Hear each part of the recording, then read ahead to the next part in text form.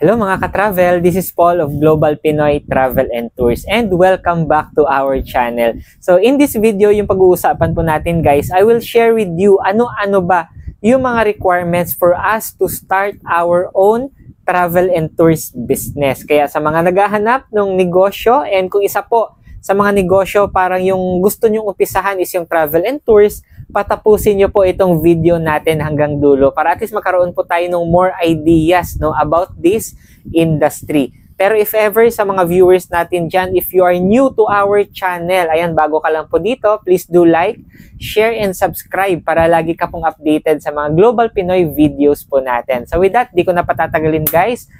Let's start!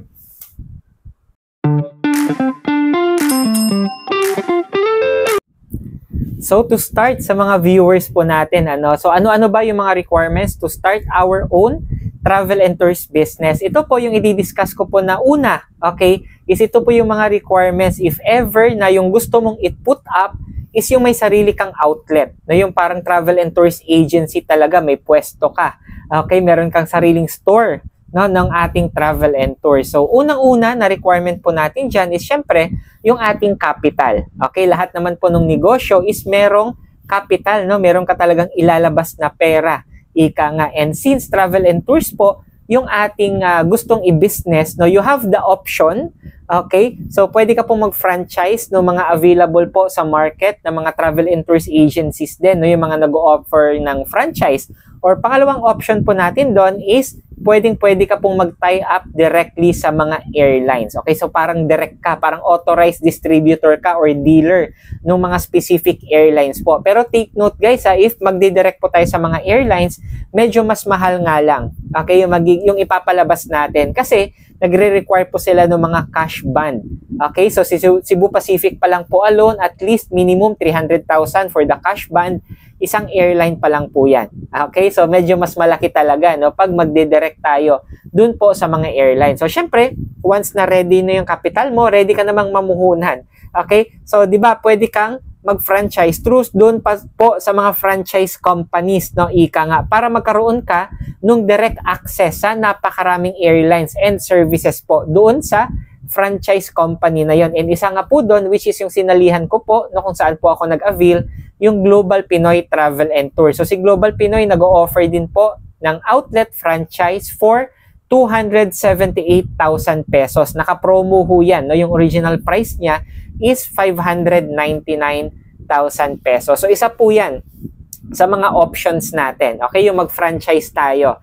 Okay, and syempre, isa po sa mga requirements din natin aside from the capital, yung maghahanap tayo ng franchise partner or franchise companies kung saan tayo pwedeng mag-avail. Number 3 po is syempre yung mga business permits. So ito guys, take note if you gusto po natin mag-put up ng sariling travel and tours na outlet talaga. So kahit nag-franchise po tayo, own po yan, kumbaga tayo pa din po mismo as a franchisee or as a business owner yung magpa-process po nung sarili nating mga business permits. And yes, required po yan. Kasi meron po tayong pwesto or outlet. So from the DTI, business permit, mayor's permit, up to the BIR, kukomplituhin po natin yon. Pero kagandahan po kasi with Global Pinoy, yun nga, meron po tayong assistance na bibigyan po tayo ng mga list.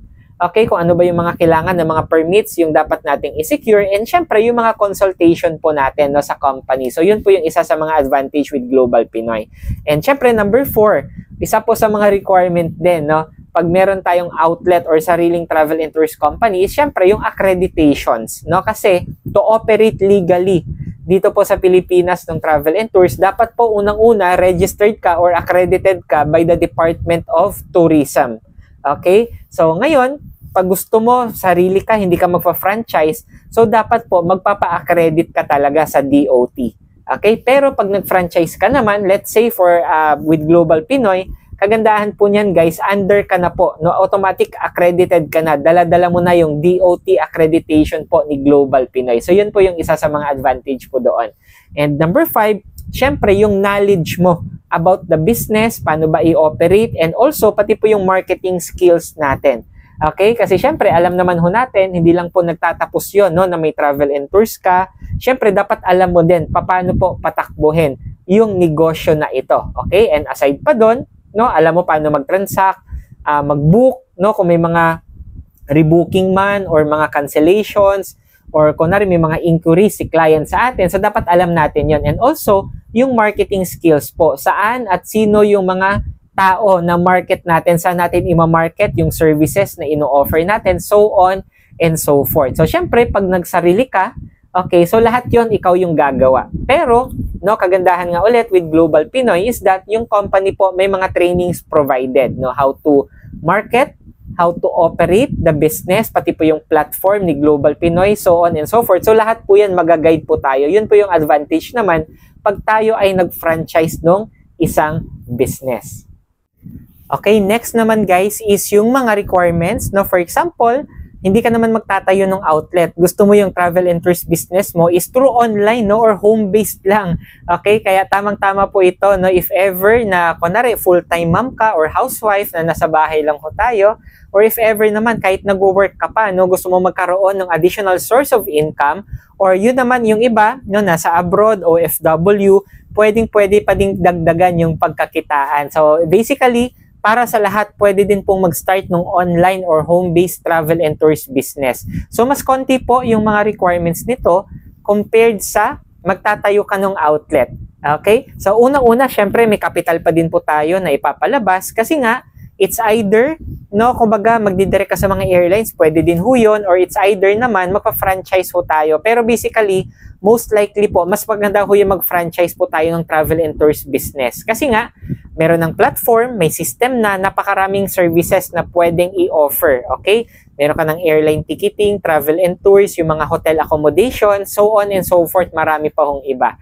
Okay, pero make sure guys, no, na pag naghahanap kayo, okay, ng isang company, kung saan po kayo magpa-franchise, make sure po na you must do your own research, no? Syempre, unang-una, dapat merong opisina, okay, nag-ooperate talaga legally, no? Kompleto ng mga permits, accredited by the DOT, IATA, no?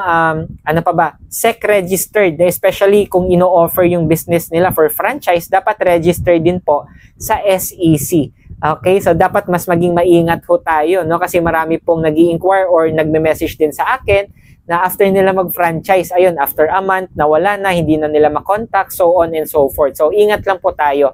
Pero yun nga, if ever you are really decided, isa po sa mga may isasuggest ko talaga, syempre, yung ating pong company, which is Global Pinoy Travel and Tours. Okay? Kasi nga, no, turning 13 years na si Global Pinoy this year, no, 2025, 13 years operating the business, no, dito sa travel and tours industry. And syempre, kompleto po ng legalities, accredited by the DOT, IATA, International Accreditation po yun. And syempre, member din po ng PTAA. Okay? At marami pa hong iba. And kagandahan kasi, no, once dito po nag-franchise po tayo kay Global Pinoy, pwedeng-pwede ka na mag-umpisa for as low as 18,998 para sa home-based travel and tours business mo.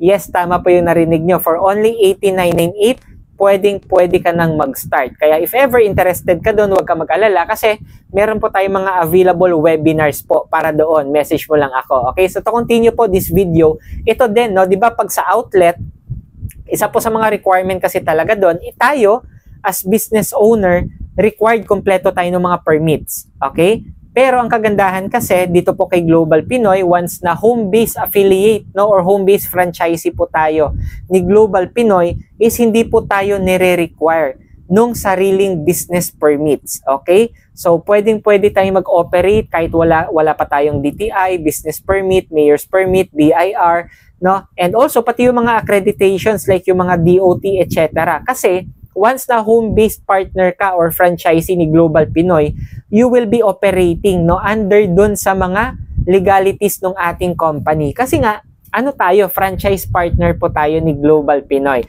So, habang nag-uumpisa ka pa lang, hindi mo muna kailangan gumastos ng malaki. Ayun, magpa-process ng mga permit, no? Kasi, most likely guys, pagkakompletohin mo yon yung mga permits na yon, DTI up to the BIR, etc. Siguro, aabot yun more or less mga 15,000. Permits pa lang alone. Okay, nag-uumpisa pa lang tayo. So, dito po kay Global Pinoy, hindi po tayo nire-require ng company. Pero, no, later on, kung na rin nag-start ka na, no, as a home-based franchisee ni Global Pinoy, later on, kung na rin lumaki yung market mo, nagkaroon ka na, no, ng market, yung mga corporate clients, 'di ba? Lalo na yung mga government, from the government, siguro that's the time pwede na din ho tayo mag-process. So, it's our own discretion. Depende na ho sa atin yon. Okay? Syempre, once kumita ka naman ng malaki, why not? 'Di ba mag-process tayo ng sarili nating permits? Pwede po yun kahit home-based ka lang. Okay? Para at least makapture mo, 'di ba, yung mga corporate clients, yung mga from the government, kasi humihingi talaga sila ng OR for liquidation, yung official receipt.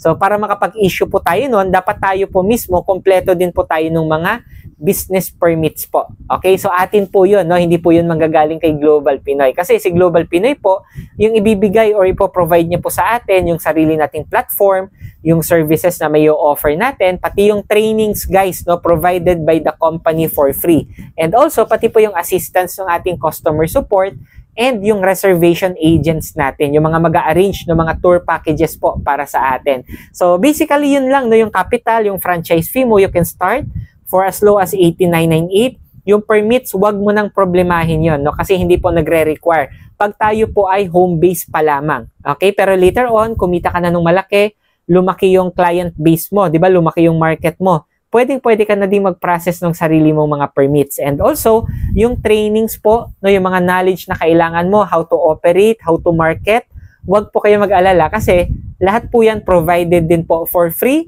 by the company, no, si Global Pinoy. And ako din, no, pag i-message mo ko, pag nag-start ka nung ganitong business, bibigyan din kita ng tips and inputs po, i-guide din kita based on my experience po in 8 years of doing this business and lahat nung alam ko. Okay, i-share ko din po sa inyo. Kaya if ever guys, no, kung may mga viewers tayo dito na napusuan mo, okay, or ito yung type of business na gusto mo, yung travel and tours business, huwag kang mahiya, message mo lang po ako, ilalagay ko yung aking Facebook account, WhatsApp, and yung mga contact details ko dito sa screen, or either dyan po sa may description box natin, message mo lang ako, at pwede ka ding umattend, no? Meron po tayong daily webinar.